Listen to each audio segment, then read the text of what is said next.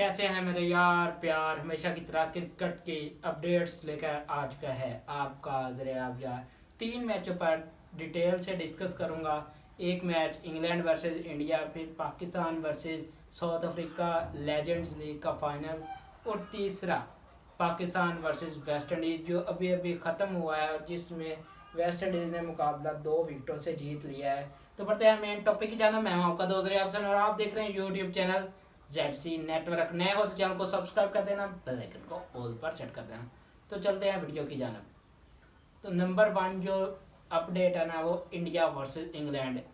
India पहली inning में थोड़े से रन पर ढेर हो गई थी, 200 प्लस रन, यानी कि 224 रन पर पहली इनिंग में ढेर हो गई। फिफ्थ टेस्ट है। और दूसरी इनिंग में हुई 396 रन पर, 247 रन पर इंग्लैंड की टीम पहली इनिंग में हुई, और 50 रन पर अभी 1 विकेट डाउन है, और चौथे दिन का खेल आज खेला जाना है। तो रिव्यू करते हैं हुआ क्या, स्टार्ट से डिस्कस करते हैं।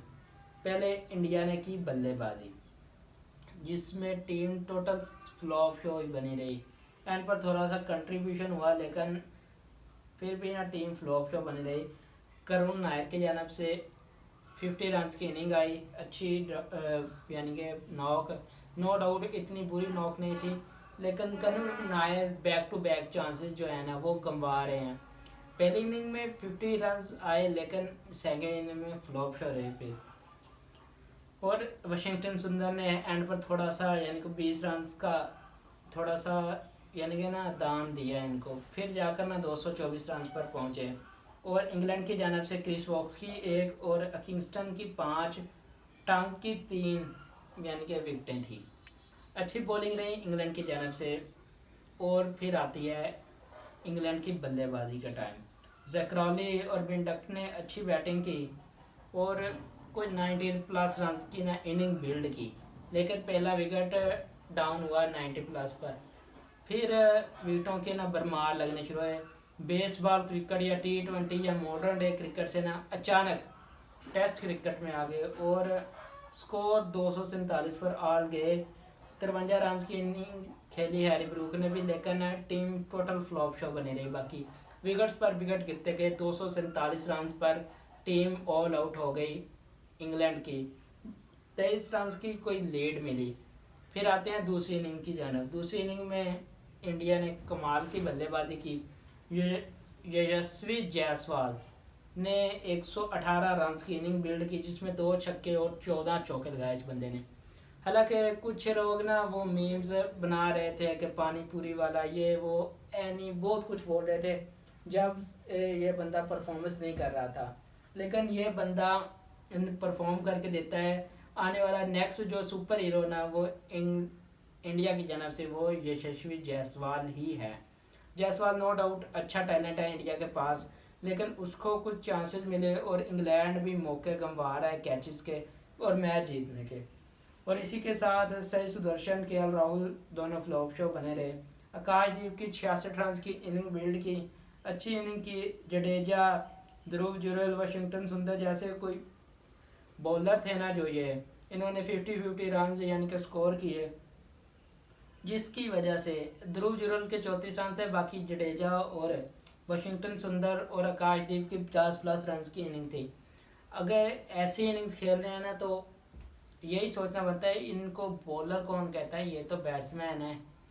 नो डाउट जो है रविंद्र जडेजा बिल्कुल परफॉर्म कर रहे हैं, और एक इकोनॉमी और एक यानी कि ना तरतीब से परफॉर्म कर रहे हैं। ये नहीं कि किसी मैच में करते हैं किसी में नहीं, लेकिन ये बंदा कर रहा है इंडिया के जान से परफॉर्म जो रविंद्र जडेजा। हालांकि बहुत ज़्यादा सवाल उठ रहे थे कि जड्डू करेगा क्या, ये तो बूढ़ा हो गया फलां फलां, लेकिन ये बंदा कंसिस्टेंटली परफॉर्मेंस दे रहा है इंडिया की जानब से।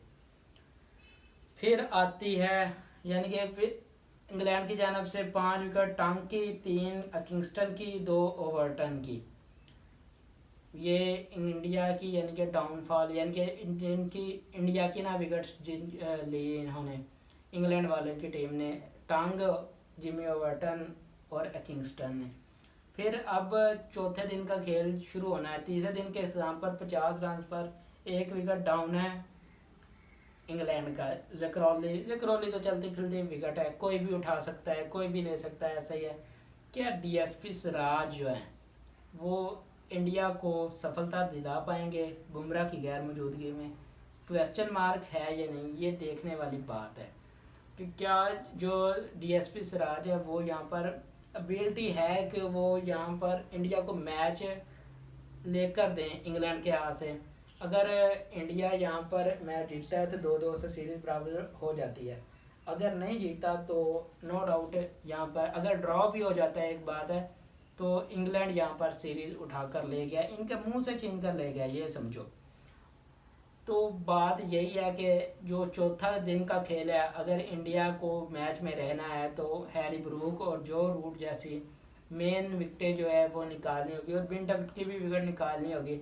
लेकिन हैरी ब्रूक और जो रूट दो की प्लेयर्स हैं इंग्लैंड के, इनकी विकेट अगर जल्दी आ गई तो मैच इंग्लैंड जो है इंग्लैंड नहीं सॉरी इंडिया विन कर जाएगा। अगर ये बंदे आउट ना हुए और पिच पर खलो गए तो मैच डेफिनेटली ख़त्म हो जाएगा इंडिया के हक में।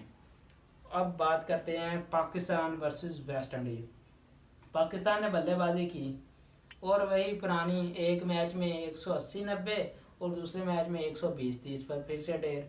अगर हसन नवाज और सलमान आगा साहब की 40-40 रन की इनिंग जो है उन्होंने बिल्ड की है, अगर वो निकाल दें तो पूरी टीम का टोटल स्कोर 70 पर ऑल आउट हो जानी थी। वो 2-4 छक्के जो हसन नवाज ने लगा दिए। साइम अयूब, फ़खर जमान, साहिबजादा फरहान, मोहम्मद हारिस, फिर मोहम्मद नवाज, फ़हीम अशरफ, हसन अली, शहीन अफरीदी, सफियान मुकीम, ये टोटल के टोटल फ्लॉप रहे।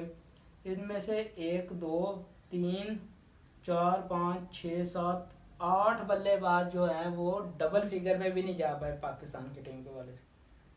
पता नहीं कैसी टीम है ये, फिर डबल फिगर में नहीं जा पाए 8 बल्लेबाज। सोचने वाली और हैरानगी वाली बात है ना कि मेन जो टीम है ना इस टाइम जिसने Asia cup T20 world cup 2026 का खेलना है, 8 की प्लेयर्स जो है डबल फिगर में नहीं जा पाए। फ़हीम अशरफ ने पिछली सीजन में कोई 150 कर ली थी, अब कब तक उसके भरोसे बैठे रहेंगे हम।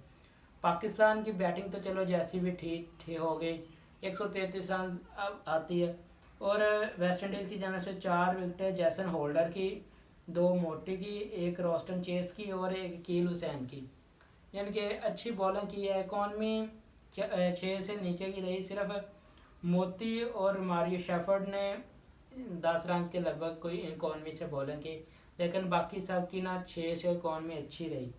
अब बात करते हैं वेस्ट इंडीज़ की बैटिंग की। वेस्ट इंडीज़ की बैटिंग इतनी कुछ खास रही नहीं, लेकिन हसन अली ने इनका बड़ा साथ दिया। हारिस रऊफ को निकाला कि हसन अली को डाला ताकि कुछ विनिंग नॉक्स या कुछ चेंजिंग नज़र आएगी, लेकिन हसन अली फिर से फ्लॉप शो बने रहे।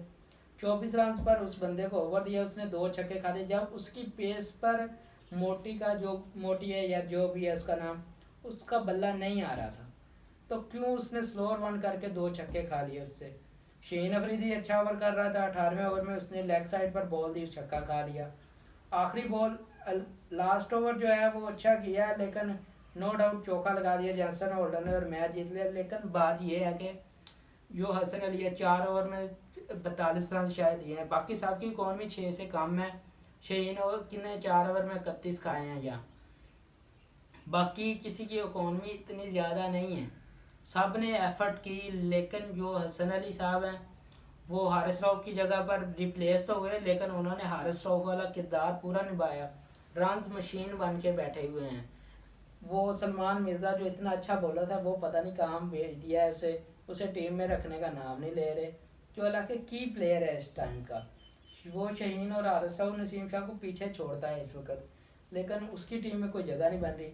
मैं वैसे सलमान अली आगा को एक चीज़ बताऊंगी, अगर यहाँ पर स्पिनर वर्क कर रहे थे, साइम अयूब ने भी 4 फेंके, 2 विकेटें भी ली, तो आप हसन अली की जगह खुद क्यों नहीं ट्राई किया। स्पिन अगर वर्क कर रही थी तो आपको चाहिए था, हो सकता था कि आप हसन अली से अच्छी बॉलिंग करवा लें।